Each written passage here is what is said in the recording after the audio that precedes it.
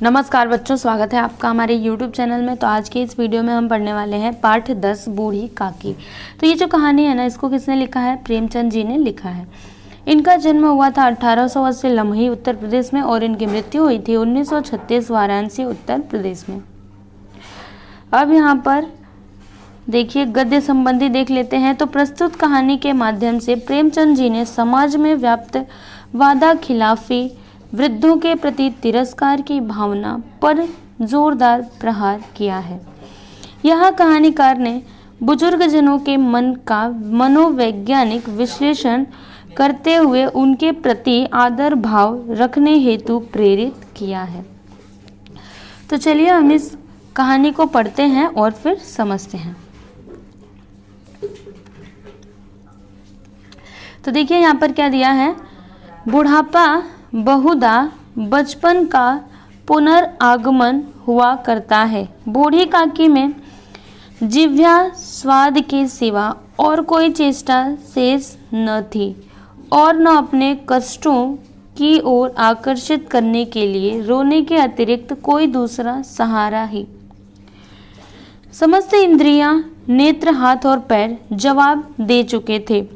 पृथ्वी पर पड़ी रहती और घर वाले कोई बात उनकी इच्छा के प्रतिकूल करते। भोजन का समय टल जाता या उसका परिमाण पूर्ण न होता अथवा बाजार से कोई वस्तु आती और न मिलती तो ये रोने लगती थी। उनका रोना सिसकना साधारण रोना न था, वे गला फाड़ फाड़ कर रोती थी। देखिए क्या दिया है यहाँ पर कि बुढ़ापा बहुधा बचपन का पुनरागमन हुआ करता है। बुढ़ापा क्या होता है? बचपन का पुनरागमन।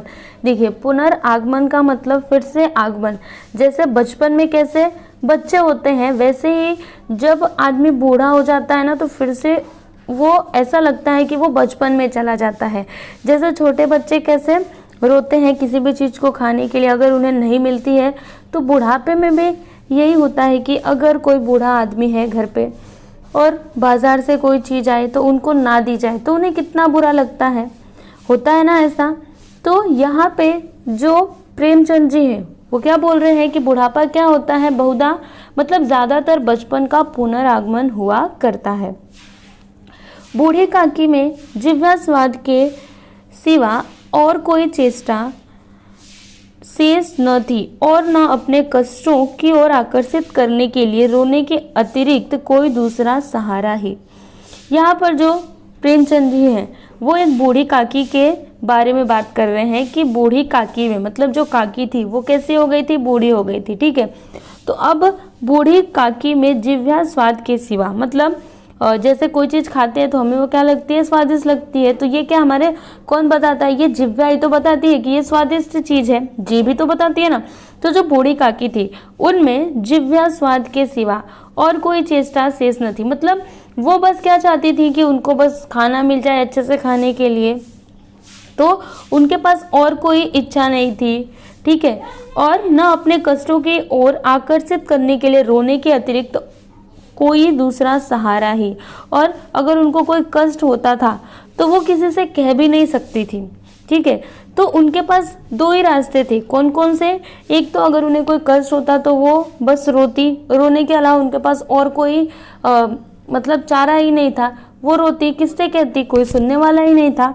और पहली बात ये है कि उनके मन में यही इच्छा थी कि उनका जो खाना है वो उनको टाइम से मिले, अच्छे से मिले। ठीक है, फिर समस्त इंद्रियां, नेत्र, हाथ और पैर जवाब दे चुके थे और जो उनकी इंद्रियां थी, इंद्रियां मतलब जो भी आँख, नाक, कान, मुंह, ये सब क्या होती है? इंद्रियां होती हैं। तो समस्त इंद्रियां, नेत्र, हाथ मतलब नेत्र मतलब आंखें, फिर हाथ मतलब तो पता ही आपको, और पैर, ये सभी जवाब दे चुके थे। इसका मतलब क्या हुआ कि जो बूढ़ी दादी मतलब जो बूढ़ी काकी थी ना वो अपने पैरों से चल नहीं सकती थी।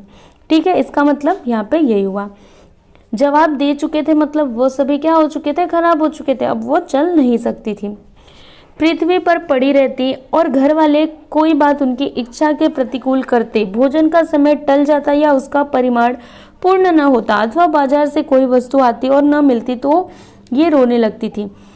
और अब देखिए यहाँ पर जो बूढ़ी काकी थी वह धरती पर पड़ी रहती थी, क्योंकि उनके हाथ पैर तो सभी जवाब दे चुके थे, कोई उनको जहाँ पे सुला देता था वो वहीं पे पड़ी रह जाती थी। तो और घर में अगर कोई भी काम उनकी इच्छा के प्रतिकूल, मतलब उनकी इच्छा नहीं होती थी लेकिन फिर भी हो जाता था, या फिर उनके भोजन का समय क्या हो जाता था, टल जाता था। जैसे शाम का भोजन समझो कि 9 बजे सब खाते हैं, तो उनको या तो 10 बजे दिया जाता था, 11 बजे दिया जाता था, या फिर कभी दिया ही नहीं जाता था। ठीक है, कभी कभी वो उनको भोजन भी नहीं दिया जाता था, या उसका परिमाण पूर्ण न होता, या फिर उनको खाना तो दिया जाता था लेकिन पूरा नहीं दिया जाता था, उनको आधा पेट ही रखा जाता था, आप ऐसा बोल सकते हो, मतलब उनका पेट नहीं भरता था। ठीक है, या फिर बाजार से कोई वस्तु आती थी, कोई भी सामान बाजार से आता था और उनको नहीं मिलती थी, तो ये क्या करती थी, रोने लगती थी। उनका रोना सिसकना साधारण रोना न था, वे गला फाड़ फाड़ कर रोती थी। और वो जो रोती थी, उनका रोना सिसकना कोई साधारण रोना नहीं था, वे कैसे रोती थी, गला फाड़ फाड़ कर रोती थी, मतलब जोर जोर से रोती थी। ठीक है, तो आपको इतने का मतलब समझ में आ गया। चलिए मैं आपको एक बार फिर से बता देती हूँ। देखिए, बुढ़ापा क्या होता है, बचपन का फिर से आगमन होता है। ठीक है, तो जो बूढ़ी काकी थी, यहाँ पर जो लेखक हैं कौन, प्रेमचंद जी, वो एक बूढ़ी काकी के बारे में बता रहे हैं कि जो बूढ़ी काकी हैं उनमें और कोई इच्छा नहीं थी, बस वो क्या चाहती थी कि उनको अच्छे से खाना मिले, और उनको कोई कष्ट होता था तो वो उनके पास और कोई सहारा ही नहीं था, उनके पास रोना ही एक रास्ता था। ठीक है, उनके सभी हाथ पैर सभी क्या हो चुके थे, सभी जवाब दे चुके थे, मतलब वो चल नहीं पाती थी। दिन भर क्या होता था, पृथ्वी पर धरती पर ऐसे ही पड़ी रहती थी। और कभी कभी क्या होता था कि जो घर वाले होते थे अगर उनकी इच्छा के विरुद्ध काम करते थे तो उन्हें बहुत तकलीफ होती थी। और कभी उनके भोजन का समय क्या हो जाता था, टल जाता था, मतलब कभी कभी उनको भोजन ही नहीं दिया जाता था, या फिर दिया जाता था तो पूरा भोजन नहीं दिया जाता था। कोई वस्तु बाजार से आती थी और अगर उन्हें नहीं मिलती थी तो वो क्या करती थी, रोने लगती थी। और उनका रोना कोई साधारण रोना नहीं था, वो कैसे रोती थी, गला फाड़ फाड़ करके रोती थी। चलिए आगे पढ़ते हैं। उनके पति देव को स्वर्ग सिधारे कालांतर हो चुका था, बेटे तरुण होकर चल बसे थे। अब एक भतीजे के सिवाय और कोई न था। उस भतीजे के नाम उन्होंने अपनी सारी संपत्ति लिख दी। लिखाते समय भतीजे ने खूब लंबे चौड़े वादे किए, किंतु वे सब वादे केवल कुली डिपो के दलालों के दिखाए हुए सब्ज बाग थे। यद्यपि उस संपत्ति की वार्षिक आय 150-200 रुपए से कम न थी, तथापि बूढ़ी काकी को पेट भर भोजन भी कठिनाई से मिलता था। देखिए, पहले मैं आपको इतने का मतलब बता देती हूँ। ये जो बूढ़ी काकी थी, जो इनके पति देव थे, इनके जो पति थे उनको स्वर्ग सिधारे, मतलब उनको उनकी मृत्यु हुए कई दिनों हो गए थे। ठीक है, कालांतर मतलब बहुत ही साल क्या हुआ था, बीत चुके थे। अब बेटे तरुण होकर चल बसे थे, मतलब इनके बेटे भी नहीं थे, वे सभी भी स्वर्ग सिधार चुके थे। ठीक है, अब एक भतीजे के सिवाय और कोई न था, और अब इनका कोई भी नहीं था क्योंकि इनके पति भी चले गए थे, बेटे भी चले गए थे। अब कौन था, इनका एक भतीजा था। ठीक है, तो उसके सिवाय और कोई भी नहीं था। इन्होंने अपनी सारी संपत्ति इसी भतीजे के नाम पर कर दी थी। लिखाते समय, मतलब जब सारी उनकी प्रॉपर्टी भतीजे के नाम हो रही थी, तब उसने बहुत सारे लंबे चौड़े वादे किए थे, लेकिन वे सब वादे क्या निकले, झूठे निकले। समझ में आ रहा है आपको? वो जो संपत्ति थी उसकी वार्षिक आय कितनी थी, 150-200 से कम न थी, लेकिन फिर भी जो बूढ़ी काकी थी उनको पेट भर जो खाना है वो बहुत ही कठिनाई से मिलता था। मतलब कभी कभी ऐसा होता था जब उनको पेट भर खाना मिल पाता था। ठीक है, इसमें उनके भतीजे पंडित बुद्धिराम का अपराध था अथवा उनकी अर्धांगिनी श्रीमती रूपा का, इसका निर्णय करना सहज नहीं। फिर यहाँ पर लेखक क्या लिखते हैं कि इसमें अभी मैंने आपको बताया ना कि जो बूढ़ी काकी थी उनको भरपेट भी खाना रोज नहीं मिल पाता था। ठीक है, तो इसमें उनके भतीजे का नाम क्या है, पंडित बुद्धिराम। तो इसमें उनके भतीजे पंडित बुद्धिराम का अपराध था या फिर जो उनकी अर्धांगिनी थी, कौन, श्रीमती रूपा, उनकी पत्नी का क्या नाम था, रूपा नाम था, उनका अपराध था। मतलब इन दोनों में से किसका अपराध था, इसका निर्णय करना सहज नहीं, मतलब इतना आसान नहीं कि ये निर्णय कर ले कि दोनों में से किसका अपराध है। फिर बुद्धिराम स्वभाव के सज्जन थे, किंतु उसी समय तक जब कि उनके कोष पर कोई आंच न आए। रूपा स्वभाव से तीव्र थी सही, पर ईश्वर से डरती थी, अतएव बूढ़ी काकी को उसकी तीव्रता उतनी न खलती थी जितनी बुद्धिराम की भलमन साहत। देखिए, जो बुद्धिराम थे ये क्या थे, स्वभाव से सज्जन थे, लेकिन वो तभी तक जब तक उनके कोष पर कोई आंच न आए। ठीक है। रूपा कैसी थी, स्वभाव से तीव्र थी, मतलब तेज थी, लेकिन वो स्वभाव से तेज तो थी पर ईश्वर से डरती थी, अतएव बूढ़ी काकी को उसकी तीव्रता उतनी न खलती थी जितनी बुद्धिराम की भलमन साहत। बुद्धिराम को कभी कभी अपने अत्याचार का खेद होता था, विचारते कि इसी संपत्ति के कारण मैं इस समय भला मानुस बना बैठा हूँ। देखिए क्या होता था, कभी कभी बुद्धिराम को ऐसा लगता था, मतलब उनको अपने अत्याचार का खेद मतलब पछतावा होता था। वे क्या सोचते थे कि इसी संपत्ति के कारण मैं आज क्या बना बैठा हूँ, भला मानुस बना बैठा हूँ। फिर आगे क्या है, लड़कों को बुढ़ों से स्वाभाविक विद्वेष होता ही है, और फिर जब माता पिता का यह रंग देखते तो वे बूढ़ी काकी को और सताया करते। कोई चुटकी काटकर भागता, कोई उन पर पानी की कुल्ली कर देता, काकी चीख मारकर रोती। देखिए क्या लिख रहे हैं यहाँ पर कि जो बच्चे होते हैं उनको स्वाभाविक अगर देखा जाए, वैसे तो मोस्टली नहीं होता है, बच्चे बुड्ढों से बहुत प्यार करते हैं अपने दादा दादी से, लेकिन फिर भी कभी कभी क्या होता है ना कि जो छोटे बच्चे होते हैं वो क्या करते हैं, बुड्ढों से उनको क्या होता है, मतलब विद्वेष होता है। ठीक है, क्या करते हैं, वो बुड्ढों को परेशान करते हैं। तो जब ये जो बुद्धिराम के बच्चे थे, जब माता पिता का यह रूप देखते, मतलब जो माता पिता थे उनके, उन बच्चों के, बुद्धिराम के बच्चों के, मतलब बुद्धिराम और जो रूपा थी, वे खुद ही उस बूढ़ी काकी का आदर नहीं करते थे, तो बच्चे क्या करेंगे, क्या करते, कोई चुटकी काट करके भाग जाता, कोई उन पर पानी की कुल्ली कर देता। पानी की कुल्ली मतलब मुंह में पानी लेते फिर उनके ऊपर कर देते, थूक देते, मतलब पूरा पानी उनके मुंह, उनके ऊपर क्या करते, डाल देते मुंह में का पानी। ठीक है, तो काकी चीख मारकर रोती थी, वो कुछ कर भी नहीं सकती थी ना, क्योंकि उनके हाथ पैर ही नहीं थे। फिर हाँ काकी क्रोधातुर होकर बच्चों को गालियां देने लगती तो रूपा घटनास्थल पर आ पहुंचती।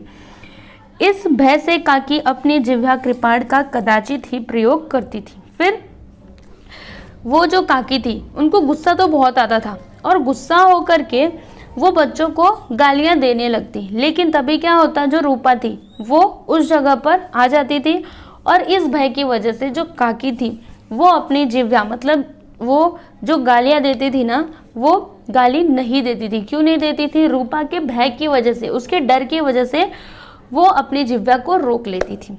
इतना आपको समझ में आ गया। चलिए आगे देखते हैं।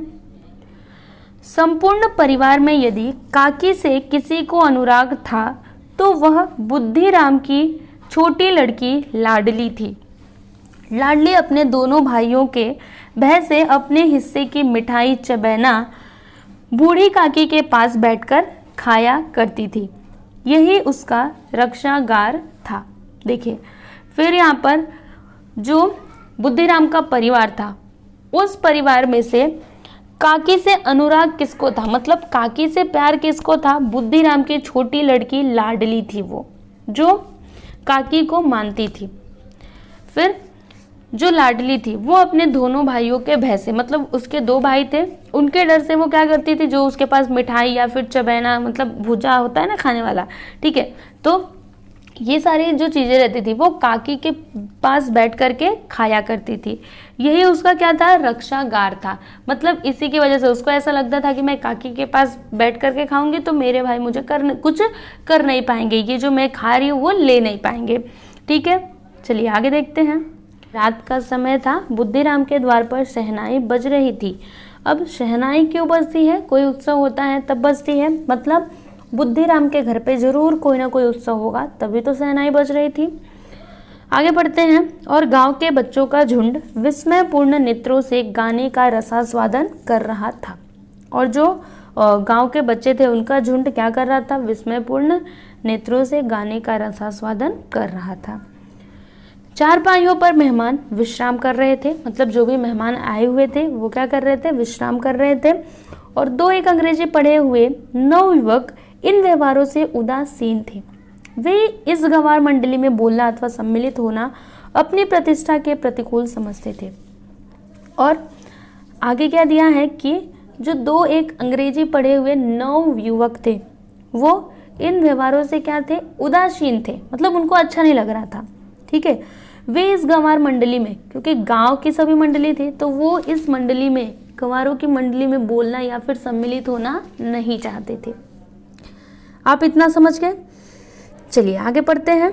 आज बुद्धिराम के लड़के मुखराम का तिलक आया था। देखिए मैंने आपको बताया था ना कि शहनाई बज रही थी, मतलब कुछ न कुछ उत्सव ही था।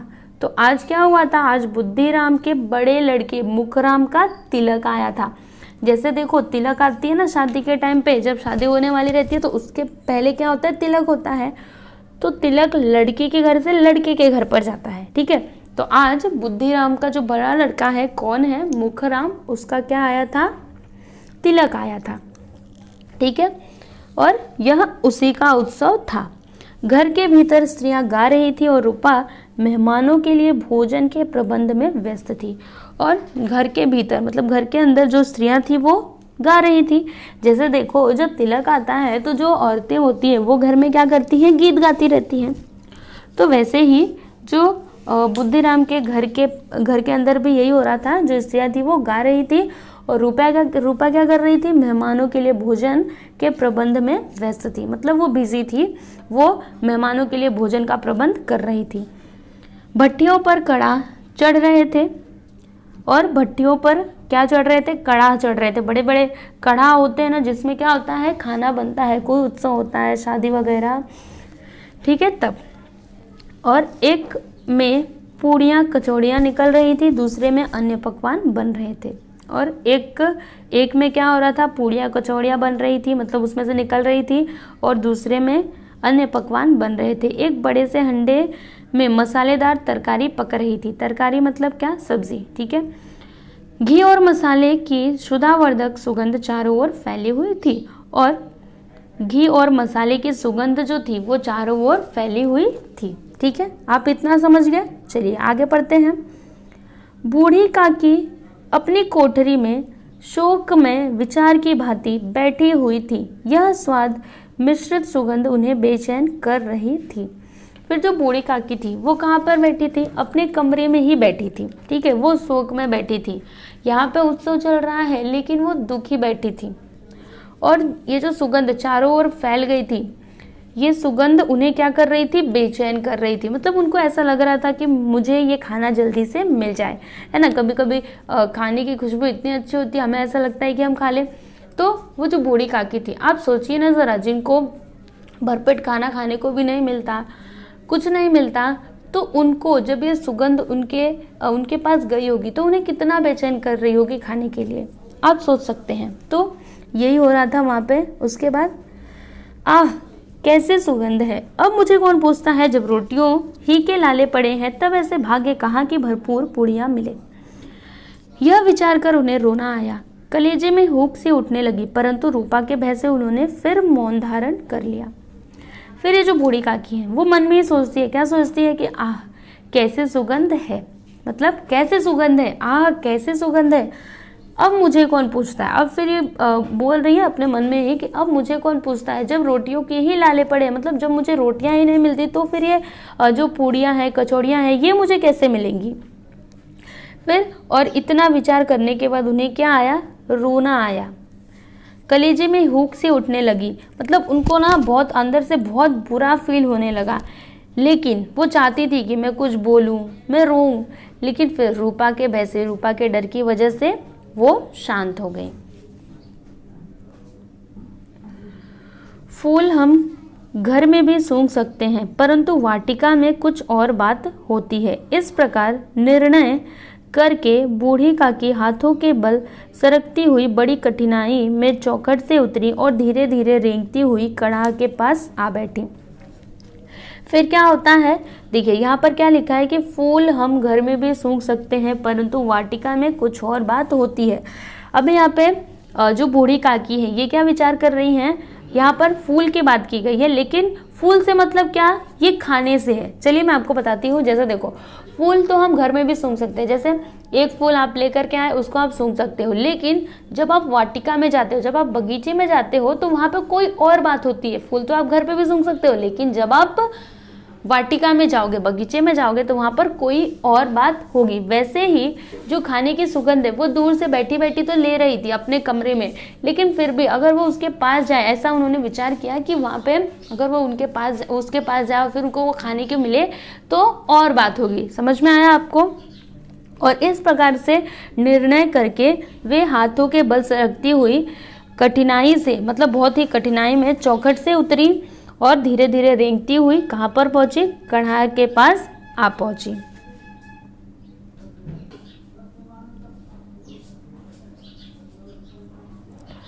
रूपा उस समय कार्यभार से उद्विग्न हो रही थी। कभी इस कोठे में जाती, कभी उस कोठे में, कभी कढ़ा के पास आती, कभी भंडार में जाती। देखिए, जो रूपा थी वो कार्यभार में, मतलब सभी काम करने में वो क्या थी, बिजी थी, वो परेशान थी। ठीक है, कभी इस कोठे में जाती तो कभी उस कोठे में जाती, कभी कढ़ा के पास आती तो कभी भंडार में जाती। ठीक है, फिर आगे पढ़ते हैं। किसी ने बाहर से आकर कहा, महाराज ठंडाई मांग रहे हैं। ठंडाई देने लगी। आदमी ने आकर पूछा, भोजन अभी तैयार होने में कितना विलंब है, जरा ढोल मंजीरा उतार दो। बेचारी अकेली स्त्री दौड़ते दौड़ते व्याकुल हो रही थी, झुंझलाती थी, कूदती थी, परंतु क्रोध प्रकट करने का अवसर न पाती थी। भय होता कहीं पड़ोसी ने यह न कहने लगे कि इतने में उबल पड़ी। प्यास से स्वयं कंठ सूख रहा था, गर्मी के मारे फूकी जाती थी, परंतु इतना अवकाश भी नहीं था कि जरा पानी पी ले अथवा पंखा लेकर झले। यह भी खटका था कि जरा आंख हटी और चीजों की लूट मची। चलिए मैं आपको पहले तो इतने का मतलब समझा देती हूँ। देखिए, जो रूपा थी वो काम को करने में क्या थी, परेशान थी, मतलब उसी में वो बिजी थी। कभी इस कोठे पर जाती, कभी उस कोठे पर जाती, कभी कढ़ा के पास आती तो कभी भंडार में जाती। फिर किसी ने बाहर से आकर के कहा कि महाराज ठंडाई मांग रहे हैं, फिर उनको ठंडाई देने लगती। और आदमी ने आकर के पूछा, कोई आदमी आता है फिर उससे पूछता है कि भोजन तैयार होने में कितना टाइम लगेगा। उसको बहुत सारे काम थे। ठीक है, तो बेचारी अकेली स्त्री दौड़ते दौड़ते क्या हो रही थी, परेशान हो रही थी, झुंझलाती थी, मतलब उसको गुस्सा आता था। मतलब देखो, एक बार हमें बहुत सारा काम करना पड़े तो हमें कितना बुरा लगता है, हम एकदम झुंझलाते हैं ना, तो वैसे वो झुंझलाती थी, कूदती थी, उसको गुस्सा भी आता था, लेकिन क्रोध प्रकट करने का अवसर न पाती थी। लेकिन वो क्रोध, मतलब जो उसका गुस्सा था, वो उसको प्रकट करने का अवसर न पाती थी। भय होता और उसको ये डर होता, क्या डर होता कि कहीं पड़ोसी ने ये ना कहने लगी कि इतने में उबल पड़ी, मतलब इतने में ही ये परेशान हो गया। अगर वो गुस्सा करती तो जो पड़ोसी ने थी वो ये ना कहने लगे कि इतने में ही क्या हो पड़ी, उबल पड़ी, मतलब परेशान हो उठी। ठीक है, प्यास से स्वयं कंठ सूख रहा था, मतलब जो रूपा थी उसका प्यास से क्या हो रहा था, जो कंठ था, गला था, वो सूख रहा था। गर्मी के मारे फूकी जाती थी। देखो, जैसे गर्मी होती है तो ऐसा लगता है कि हमारे शरीर में ही आग जल रही है। ठीक है, तो उसको भी ऐसा ही लग रहा था, परंतु इतना भी अवकाश नहीं था कि जरा पानी पी ले अथवा पंखा लेकर झले। लेकिन उसके पास इतना भी समय नहीं था कि वो थोड़ा सा पानी पी ले और फिर पंखा लेकर के थोड़ा उसको झले। ठीक है, और यह भी खटका था, क्या कि जरा आंख हटी और चीजों की लूट मची। और उसे इसका भी डर था, किसका डर था कि जरा सी मैंने लापरवाही की तो क्या पता मेरी जो चीज है उसको कोई उठा करके लेके चला जाए। ठीक है, इस अवस्था में उसने बूढ़ी काकी को कढ़ा के पास बैठा देखा तो जल गई। अब क्या होता है, देखिए, रूपा तो पहले से ही परेशान थी। अब इस अवस्था में जब उसने उस बूढ़ी काकी को देखा तब जल गई, मतलब एकदम से उसको बहुत जोर से गुस्सा आया। जब उसने बूढ़ी काकी को कढ़ा के पास देखा तब क्रोध न रुक सका। फिर वह बूढ़ी काकी पर झपटी और उन्हें दोनों हाथों से झटक कर बोली, ऐसे पेट में आग लगे, पेट है या भाड़, कोठरी में बैठते हुए क्या दम घुटता था? अभी मेहमानों ने नहीं खाया, भगवान को भोग नहीं लगा, तब तक धैर्य न हो सका, आकर छाती पर सवार हो गई। इतना ठूसती है, न जाने कहाँ भस्म हो जाता है। भला चाहती हो तो जाकर कोठरी में बैठो, जब घर के लोग खाना खाने लगेंगे तब तुम्हें भी मिलेगा। देखिए क्या होता है, जब उसने बूढ़ी काकी को देखा तो उसको बहुत जोर से गुस्सा आया और अब उसका गुस्सा रुक न पाया, क्योंकि पहले से वो क्या थी, गुस्से में थी। तब उसने क्या किया, बूढ़ी काकी पर झपटी और उन्हें दोनों हाथों से झटक करके वहां से हटा करके क्या कहती है कि ऐसे पेट में आग लगे, पेट है कि भांड है, कोठरी में बैठते हुए क्या दम घुटता था। ऐसे वो बूढ़ी काकी को सुना रही है कि कोठरी में तुम बैठी थी तो क्या तुम्हारा दम घुट रहा था? अभी मेहमानों ने खाया ही नहीं, भगवान को भी भोग नहीं लगा और थोड़ा सा भी तुमसे इंतजार नहीं हुआ, आकर छाती पर सवार हो गई, मतलब आ गई खाने के लिए। इतना ठूसती है। अभी देखो कितना भला बुरा बोल रही है ये रूपा अपनी इस बूढ़ी काकी को कि इतना ठूसती है, मतलब इतना खाती है, पता नहीं कहाँ चला जाता है। अगर तुम भला चाहती हो तो चुपचाप से जाकर के कोठरी में बैठो और जब घर के लोग खाने लगेंगे तब तुम्हें भी मिलेगा। तुम कोई देवी नहीं हो कि चाहे किसी के मुंह में पानी न जाए परंतु तुम्हारी पूजा पहले हो जाए। फिर इसके ऊपर से और भी सुना रही है कि तुम कोई देवी नहीं हो कि किसी के भी मुंह में न जाए और तुम्हारी ही पूजा पहले, मतलब तुम्हें ही सबसे पहले दे दी जाए। अब चलिए आगे देखते हैं। बूढ़ी काकी अपनी कोठरी में जाकर पश्चाताप कर रही थी कि मैं कहाँ से कहाँ पहुँच गई। उन्हें रूपा पर क्रोध नहीं था, अपनी जल्दबाजी पर दुख था। सच ही तो है, जब तक मेहमान लोग भोजन कर न चुकेंगे घर वाले कैसे खाएंगे। मुझसे इतनी देर भी न रहा गया, सबके सामने पानी उतर गया। अब जब तक कोई बुलाने न आएगा नहीं जाऊंगी। फिर दादी जो बूढ़ी काकी थी वो अपनी कोठरी में जाकर के एकदम पश्चाताप कर रही थी कि मैं कहाँ से कहाँ पहुँच गई, मतलब मैं पहले कोठरी में थी फिर मैं वहाँ क्यों गई। उन्हें रूपा पर क्रोध नहीं आ रहा था। क्यों नहीं आ रहा था? उन्हें अपनी जल्दबाजी पर दुख था। वो सोच रही थी कि मुझसे इतना भी इंतजार नहीं हुआ। सच बात ही तो है कि पहले मेहमान खाने चाहिए फिर तो घर के लोग खाएंगे ना। वो ऐसा सोच रही थी और फिर उन्होंने निर्णय किया कि अब जब तक कोई मुझे बुलाने नहीं आएगा तब तक मैं यहाँ से नहीं जाऊंगी।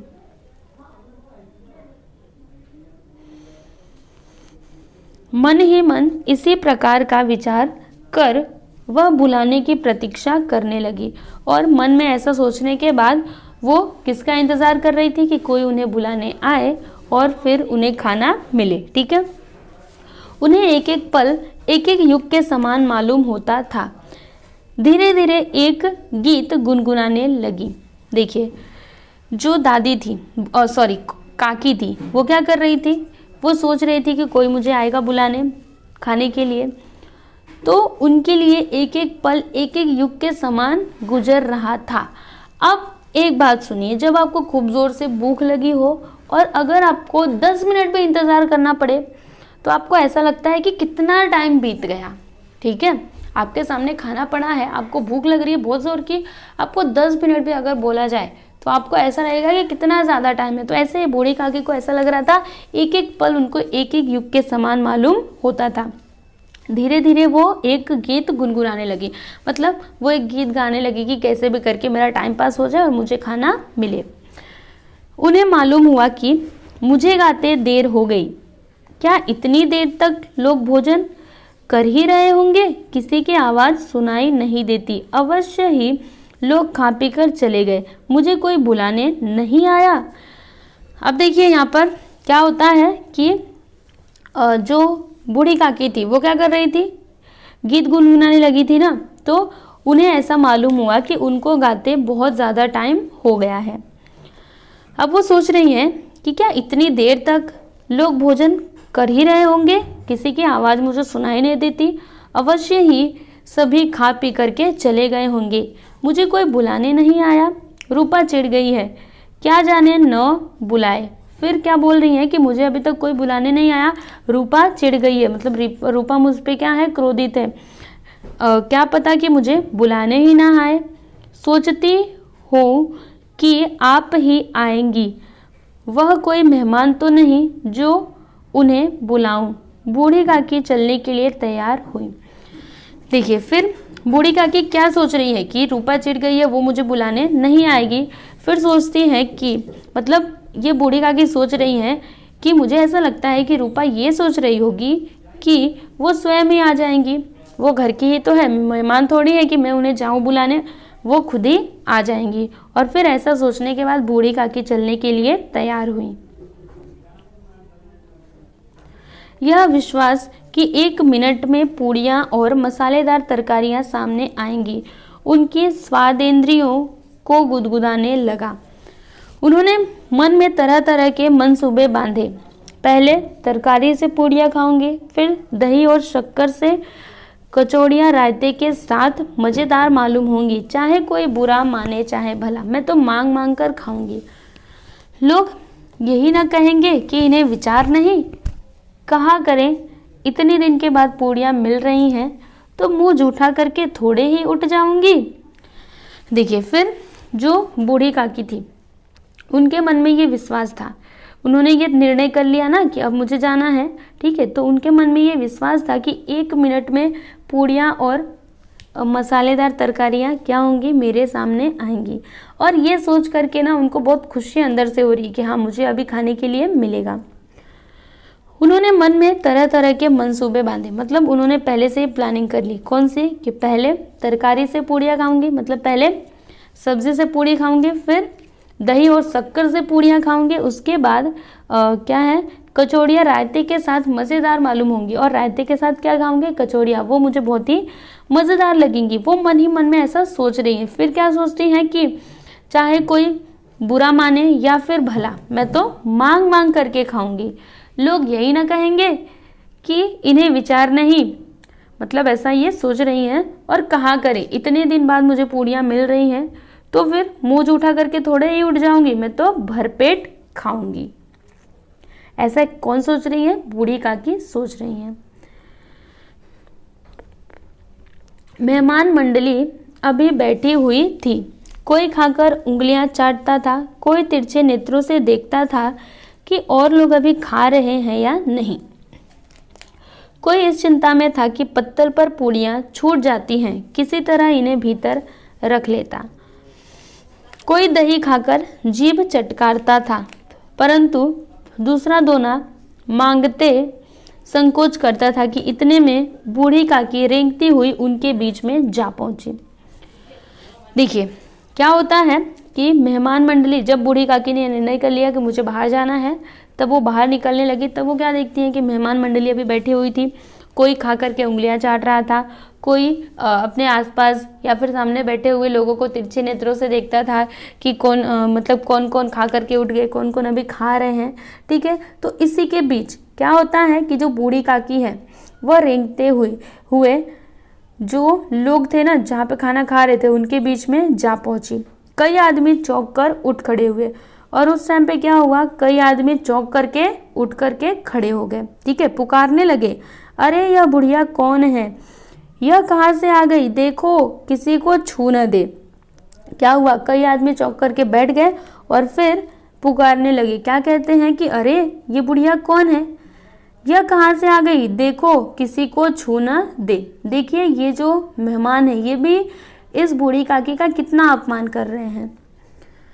पंडित बुद्धिराम काकी को देखते ही क्रोध से तिलमिला गए। पूड़ियों का थाल लिए खड़े थे, थाल को जमीन पर पटक दिया और जिस प्रकार निर्दयी महाजन अपने किसी बेईमान और भगौड़े कर्जदार को देखते ही झपट कर उसका टेटुआ पकड़ लेता है, उसी तरह लपक उन्हें अंधेरी कोठरी में धम से पटक दिया। आशा रूपे वाटिका लू के एक झोंके में नष्ट विनष्ट हो गई। अब आगे क्या होता है देखिए, जब ऐसा मेहमानों ने और चिल्लाना शुरू किया तभी जो पंडित बुद्धिराम थे वो काकी को देखते ही क्रोध से तिलमिला उठे, मतलब उनको बहुत जोर से गुस्सा आया, ठीक है। फिर पूड़ियों का थाल लिए खड़े थे, कौन, बुद्धिराम।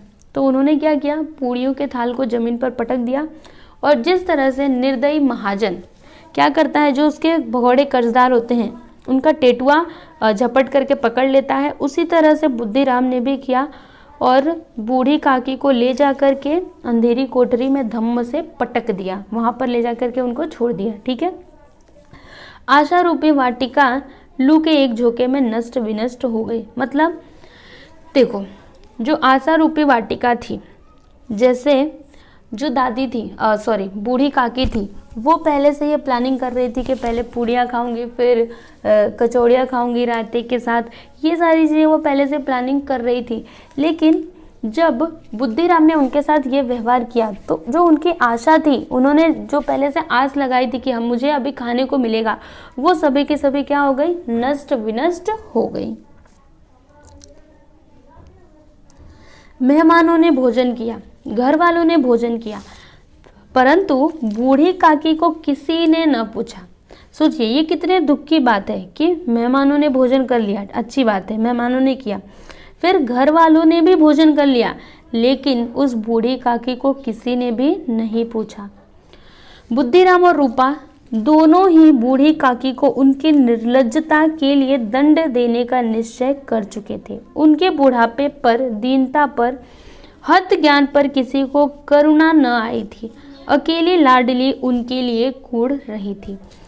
मतलब क्या हुआ इसका कि बुद्धिराम और रूपा दोनों ही बूढ़ी काकी को उनकी निर्लज्जता, मतलब देखो बूढ़ी काकी पहले भी कड़ाह के पास आ चुकी थी जब रूपा ने देखा था, और फिर बुद्धिराम ने भी उनको देखा था जब वो मेहमानों के बीच में आ गई थी। तो इसके लिए वे उन्हें क्या देना चाहते थे, दंड, सजा देना चाहते थे। उसके लिए उन्होंने निश्चय कर लिया था। किसी को भी उनके बुढ़ापे पर, उनके दीनता पर, हत ज्ञान पर किसी को भी करुणा न आई थी।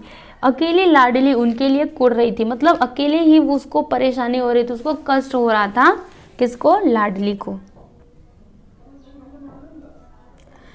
लाडली को काकी से अत्यंत प्रेम था। बेचारी भोली लड़की थी, बाल विनोद और चंचलता की उसमें गंध तक न थी। दोनों बार जब उसके माता पिता ने काकी को निर्दयता से घसीटा तो लाडली का हृदय ऐंठ कर रह गया। वह झुंझला रही थी कि यह लोग काकी को क्यों बहुत सी पूड़ियाँ नहीं दे देते। उसने अपने हिस्से की पूड़ियाँ बिल्कुल न खाई थी, अपनी गुड़ियों की पिटारी में बंद रखी थी। उन पूड़ियों को काकी के पास ले जाना चाहती थी। उसका हृदय अधीर हो रहा था। बूढ़ी काकी मेरी बात सुनते ही उठ बैठेंगी, पूड़ियाँ देखकर कैसे प्रसन्न होंगी, मुझे खूब प्यार करेंगी। देखिए, जो लाडली थी उसको काकी से बहुत ही प्रेम था। ठीक है, तो जब उसने अपने माता पिता को दोनों बार, देखो कैसे रूपा ने झटक दिया था, फिर बुद्धिराम ने कैसे बूढ़ी काकी के साथ बुरा व्यवहार किया था, तो जब उन्होंने देखा कि ये लोग निर्दयता से कैसे बूढ़ी काकी को घसीट रहे हैं, तब लाडली का जो हृदय था ना, ऐंठ कर रह गया। मतलब वो चाहती थी कि वो उनको बचा ले, लेकिन वो कैसे बचाए, वो तो खुद ही बेचारी छोटी थी। ठीक है, वो झुंझला रही थी कि यह लोग काकी को, मतलब उसको गुस्सा आ रहा था, वो सोच रही थी कि क्यों नहीं ये लोग काकी को बहुत सी पूड़ियाँ दे देते हैं, क्यों इन्हें परेशान कर रहे हैं। फिर इसने क्या किया, अपने हिस्से की पूड़ियाँ नहीं खाई, बिल्कुल भी नहीं खाई, और सभी पूड़ियों को क्या किया, अपने गुड़ियों की पिटारी में बंद करके रख दिया, और वो उन पूड़ियों को काकी के पास लेकर जाना चाहती थी। उसका हृदय अधीर हो रहा था।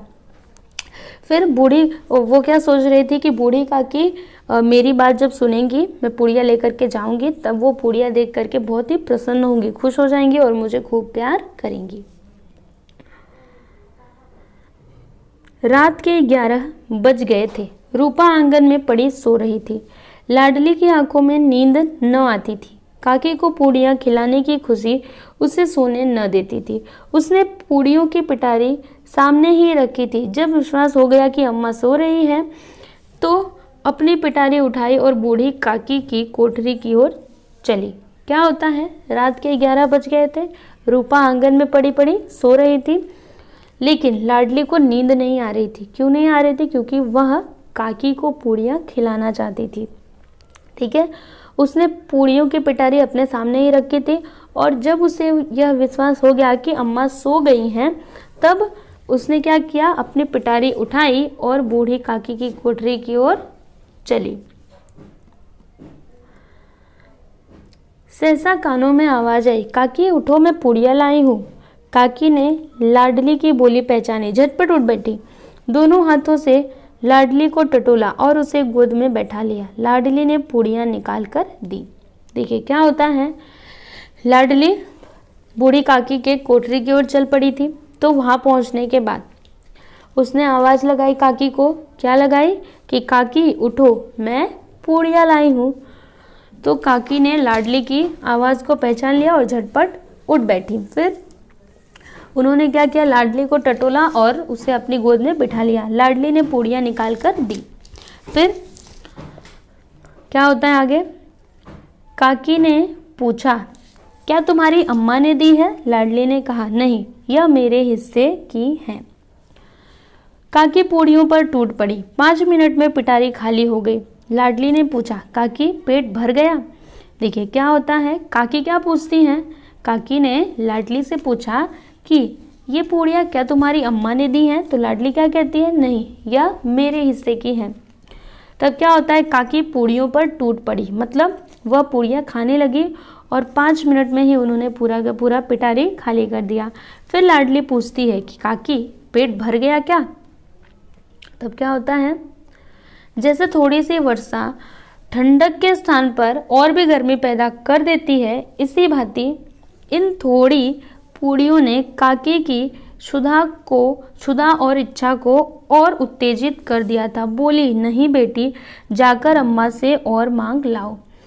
देखिए जब लाडली ने पूछा कि काकी पेट भर गया, तो देखो जैसे थोड़ी सी बारिश होती है तब ठंडक नहीं और गर्मी होती है। आपने देखा होगा कि जब थोड़ी सी बारिश होती है, बारिश के टाइम पे, अभी जब बारिश शुरू होने वाली रहती है तो देखना थोड़ी सी बारिश हो जाती है, फिर उसके बाद बारिश नहीं होती है, तो उस टाइम पे ठंडी नहीं पड़ती, कैसा होता है, गर्मी होती है। ठीक है, तो वैसे ही जब वैसे आप भी ट्राई कर सकते हो, आपको बहुत जोर से भूख लगी हो, आपको थोड़ा सा खाना मिल जाए, ठीक है, तब आपको और भी खाने के लिए मन करेगा। अगर आपको नहीं मिला तो ठीक, लेकिन अगर मिल जाए तो आपको लगेगा कि भर पेट खाओ। ऐसे ही बूढ़ी काकी को थोड़ी सी पूड़ियाँ मिली थी, तो उन्होंने क्या कहा, मतलब उनकी भूख अभी मिटी नहीं थी, उनका पेट अभी नहीं भरा था, तो उन्होंने लाडली से क्या कहा कि नहीं बेटी, जाकर अम्मा से और मांग लाओ।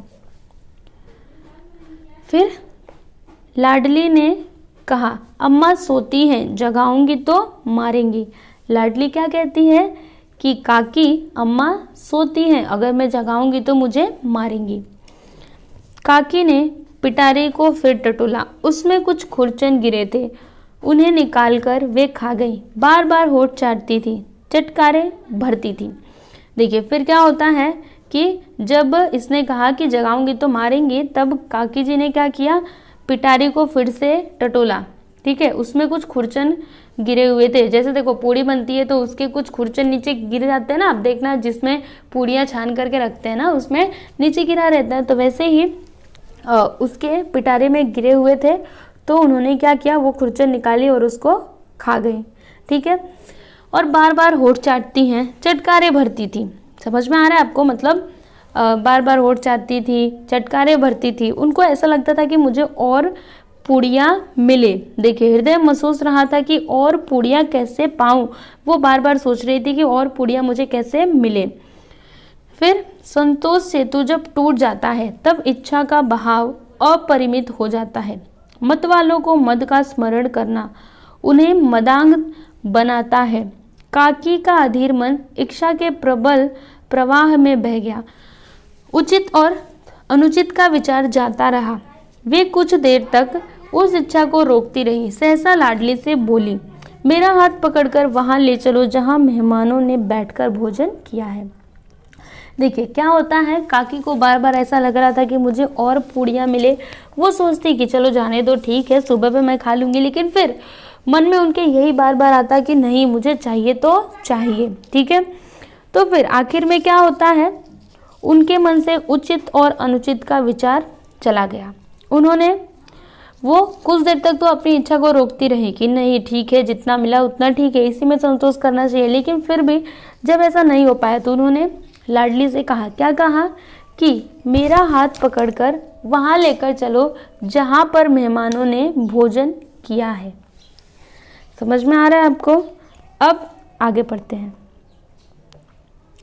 लाडली उनका अभिप्राय समझ न सकी। उसने काकी का हाथ पकड़ा और ले जाकर जूठे पत्तलों के पास बैठा दिया।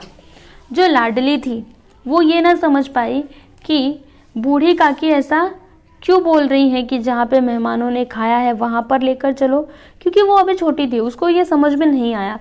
उसने क्या किया, काकी का हाथ पकड़ा और फिर जूठे पत्तलों के पास बैठा दिया ले जा करके।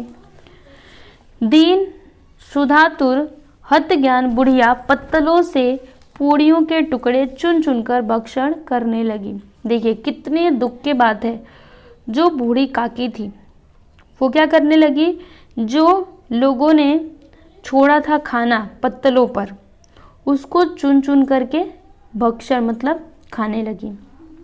फिर ओह दही कितना स्वादिष्ट था, कचौड़ियाँ कितनी सलोनी, खस्ता कितना सुकोमल। काकी बुद्धिहीन होते हुए भी इतना जानती थी कि मैं वह काम कर रही हूँ जो मुझे कदापि न करना चाहिए। मैं दूसरों की जूठी पत्तल चाट रही हूँ।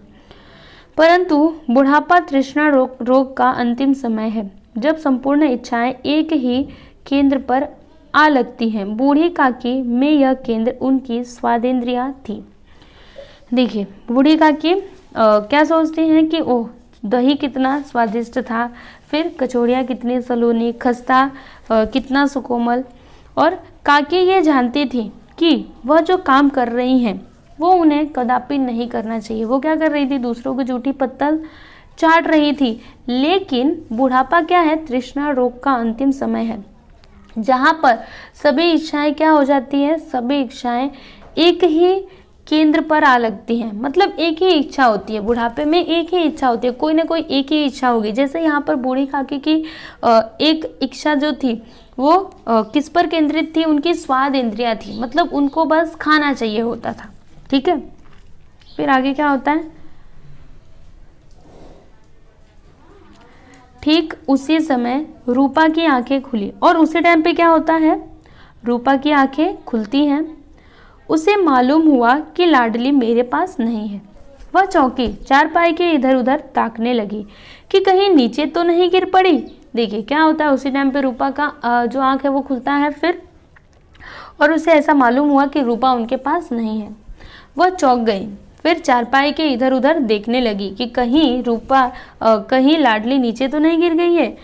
फिर उसे वहां न पाकर वह उठी तो क्या देखती है कि लाडली जूठे पत्तलों के पास चुपचाप खड़ी है और बूढ़ी काकी पत्तलों पर से पूड़ियों के टुकड़े उठा उठाकर खा रही थी। फिर जब रूपा बाहर आई तो उसने क्या देखा, मतलब जब उसे लाडली वहाँ पे नहीं मिली तो फिर वो क्या करती है, उठ करके आती है तो फिर क्या देखती है कि लाडली जूठे पत्तलों के पास खड़ी है और बूढ़ी काकी क्या कर रही हैं, पत्तलों पर से पूड़ियों के टुकड़े उठा उठाकर खा रही हैं। रूपा का हृदय सन्न हो गया। ठीक है, फिर आगे क्या होता है, परिवार का एक बुजुर्ग दूसरों की जूठी पत्तल टटोले, इससे अधिक शोकमय दृश्य असंभव था। पूड़ियों के कुछ ग्रासों के लिए उसकी चचेरी सास ऐसा पतित और निकृष्ट कर्म कर रही है, ऐसा प्रतीत होता मानो जमीन रुक गई, आसमान चक्कर खा रहा है, संसार पर कोई आपत्ति आने वाली है। रूपा को क्रोध न आया, शोक के सम्मुख क्रोध कहाँ, करुणा और भय से उसकी आंखें भर आईं। इस अधर्म के पाप का भागी कौन है, उसने सच्चे हृदय से गगन मंडल की ओर हाथ उठाकर कहा, परमात्मा मेरे बच्चों पर दया करो, इस अधर्म का दंड मुझे मत दो, नहीं तो मेरा सत्यानाश हो जाएगा। देखिए क्या होता है, जब रूपा ने यह सब देखा, रूपा ने क्या देखा कि बूढ़ी काकी क्या कर रही है, पत्तलों पर से जो पूड़ियों के टुकड़े थे उनको उठा उठा करके खा रही थी। उसी टाइम पे रूपा का हृदय सन्न हो गया और फिर क्या सोचती है कि परिवार का एक बुजुर्ग दूसरों की जूठी पत्तलों को टटोले, इससे अधिक शोकमय दृश्य असंभव था। मतलब ऐसा दृश्य तो हो ही नहीं सकता कि सब लोग खाएं और जो बुजुर्ग है, जो घर में बूढ़ा है, वह जूठी पत्तल को खाए। पूड़ियों के कुछ ग्रासों के लिए उसकी चचेरी सास, मतलब खाली बस पूड़ियों के लिए जो उसकी चचेरी सास है वो ऐसा एकदम बेकार काम कर रही है, निकृष्ट कर्म कर रही है, ऐसा प्रतीत होता और ऐसा लगता कि जमीन क्या हुई, रुक गई हो, आसमान चक्कर खा रहा है, संसार पर कोई आपत्ति आने वाली है।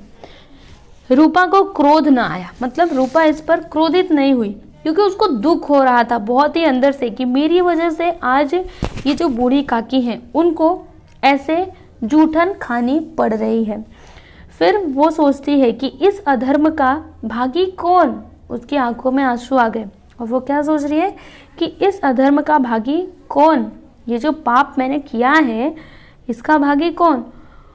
उसने सच्चे हृदय से गगन मंडल की ओर हाथ उठाकर कहा और फिर उसने अपना हाथ उठाकर के ऊपर की ओर कहा, क्या कहती है कि परमात्मा मेरे बच्चों पर दया करो, हे प्रभु मेरे बच्चों पर दया करो, इस अधर्म का दंड, मतलब मैंने ये जो पाप किया है इसका दंड आप मुझे मत दो, नहीं तो मेरा क्या होगा, सत्यानाश हो जाएगा।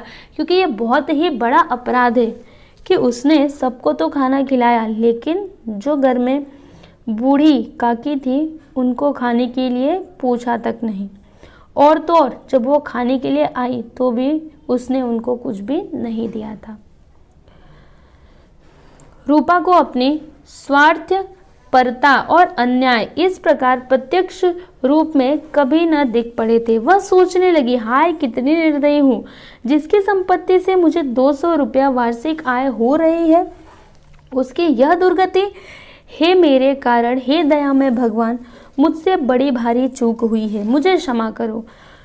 आज मेरे बेटे का तिलक था, सैकड़ों मनुष्यों ने भोजन किया, मैं उनके इशारों की दासी बनी रही, अपने नाम के लिए सैकड़ों रुपए व्यय कर दिए, परंतु जिसकी बदौलत हजारों रुपए खाए उसे इस उत्सव में भी भरपेट भोजन न दे सकी, केवल इसी कारण कि वह वृद्धा असहाय है।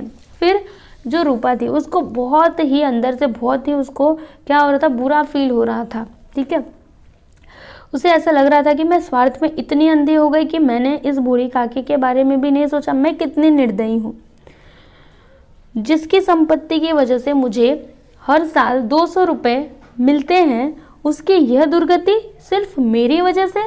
फिर भगवान से प्रार्थना करती है कि हे प्रभु मुझसे बहुत बड़ी गलती हुई है, मुझे क्षमा करो।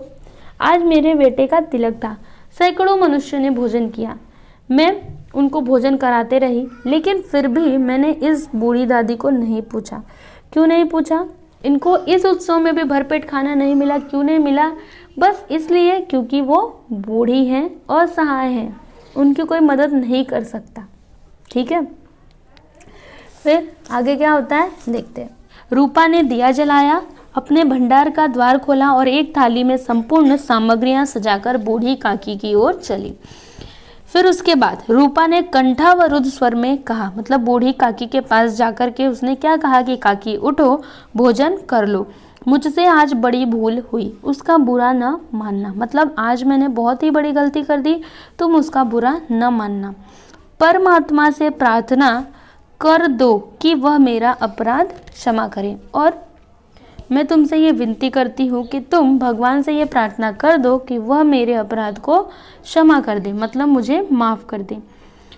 भोले भाले बच्चों की भांति जो मिठाइयाँ पाकर मार और तिरस्कार सब भूल जाता है, बूढ़ी काकी वैसे ही सब भूलकर बैठी हुई खाना खा रही थी।